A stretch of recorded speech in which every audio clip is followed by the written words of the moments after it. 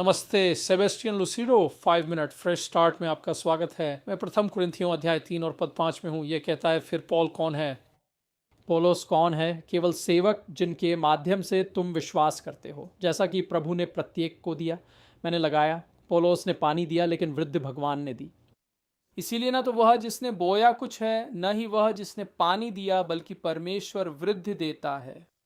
अब जो पौधा लगाता है और जो पानी देता है वे एक हैं। हर एक को अपने श्रम के अनुसार अपना इनाम मिलना चाहिए। आज हम बिमा मसीह के न्याय आसन के बारे में बात करेंगे। अगले श्लोक हमारे शाश्वत पुरस्कारों का वर्णन करते हैं, और यह तब होता है जब आज कोई मसीही मरता है। वे स्वर्ग जाते हैं, लेकिन अभी तक कोई पुरस्कार नहीं मिलता।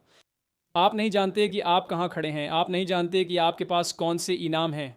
ये सब तब प्रकट होता है जब यीशु अपने पुनरुत्थान में वापस आते हैं। पौलुस ने दूसरी तीमुथियुस के 4 अध्याय में कहा, मेरे लिए एक मुकुट रखा गया है, जिसे धर्मी प्रभु उस दिन मुझे देंगे, उन सभी को जो उनके प्रकट होने से प्रेम करते हैं। तो जब वह वापस आते हैं, वह सभी को पुरस्कृत करते हैं। लेकिन चलिए इस छवि को अपने मन में रखते हैं।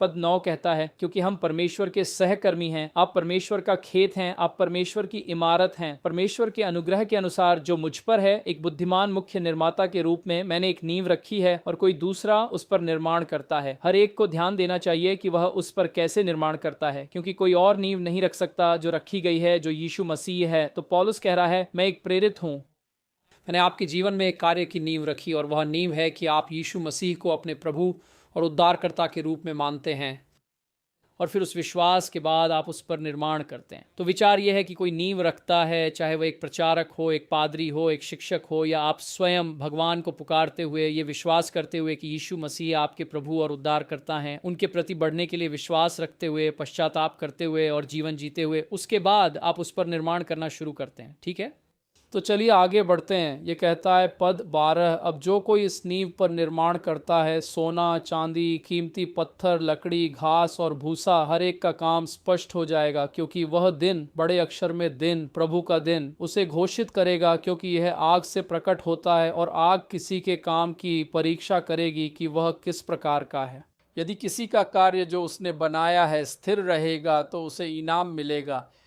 यदि का काम जल जाता है तो उसे हानि होगी, लेकिन वह स्वयं बच जाएगा, जैसे आग से होकर। इसे इस तरह से देखें, आपके सामने लकड़ी, घास, भूसा, सोना, चांदी, कीमती पत्थर हैं। आग नीचे आती है, लकड़ी, घास, भूसा जला देती है। जो बचता है वह सोना, चांदी, कीमती पत्थर है। तो यह एक इनाम है, मूल रूप से एक इनाम है। लकड़ी, घास और भूसा पाप नहीं है। लकड़ी, घास और भूसा वे धार्मिक कार्य हैं, प्रार्थना, उपवास, दान, जो गलत उद्देश्य या गलत इरादे से किए जाते हैं। यदि आप उन्हीं को खुदाइन से लिए प्रार्थना कर देंगे, तो वो लकड़ी, घास और भूसा है। आपको आपका इनाम मिल गया। यदि आप लोगों को दिखाने के लिए देते हैं, तो आपको आपका इनाम मिल गया। यदि आप अपने शरीर को जलाने के लिए दे देते हैं, या पहाड़ों को हिलाने के लिए विश्वास रखते हैं, और आप प्रेम में नहीं चलते, तो आपको कोई इनाम नहीं मिलता। बाइबल हमें यह बताती है। तो लकड़ी, घास और भूसा वे चीज़ें हैं जिनके लिए हम सोचते हैं कि हमें इनाम मिलना चाहिए, लेकिन हमें नहीं मिलेगा। हमें केवल उन्हीं चीज़ों के लिए इनाम मिलता है जो हम विश्वास में परमेश्वर के वचन के अनुसार और प्रेम में करते हैं। इसलिए बाइबल कहती है, पहले कुरिन्थियों 13 में, आपके पास पहाड़ों को हिलाने का विश्वास हो सकता है, लेकिन अगर आपके पास प्रेम नहीं है, तो आपके पास कुछ भी नहीं है। इसका कोई मूल्य नहीं है। तो हमारा मूल्य सही इरादे, सही उद्देश्य और सही दिल से धर्मपूर्ण कार्य करना है। तो हमारे जीवन के अंत में बहुत से लोग सोचते हैं कि उन्हें बहुत सारे पुरस्कार, मुकुट मिलेंगे, लेकिन अंत में उनके पास कुछ नहीं होगा। और अन्य लोग विनम्र होंगे और कहेंगे कि मुझे नहीं पता कि मेरे पास क्या होगा, और उनके पास महान पुरस्कार होंगे, क्योंकि उन्होंने सब कुछ भगवान के लिए और भगवान के लिए किया, न कि मनुष्य के लिए। वैसे भी भगवान आपका भला करे। देखने के लिए धन्यवाद। कृपया साझा करें, फॉलो करें, लाइक करें, टिप्पणी करें। यह हमारे एल्गोरिदम में मदद करता है। और फिर हमारे साथ 10 या 25 या 50 डॉलर प्रति माह का पार्टनर बनने के लिए प्रार्थना करें। दैनिक क्षण को विवरण में जाएं, एवं वहाँ सत्य के दर्शक होंगे। वेबसाइट पर जाएं, एक आवर्ती उपहार बनाएं। भगवान आपका भला करे। आपका दिन शुभ हो। देखने के लिए धन्यवाद। आज देखने के लिए धन्यवाद। सूचित रहने और मंत्रालय के साथ खड़े रहने के लिए watchandsofttruth.com पर जाएं। आपको मुफ्त संसाधन, पूरी शिक्षण श्रृंखला और सुसमाचार फैलाने में हमारे साथ साझेदारी करने के तरीके मिलेंगे।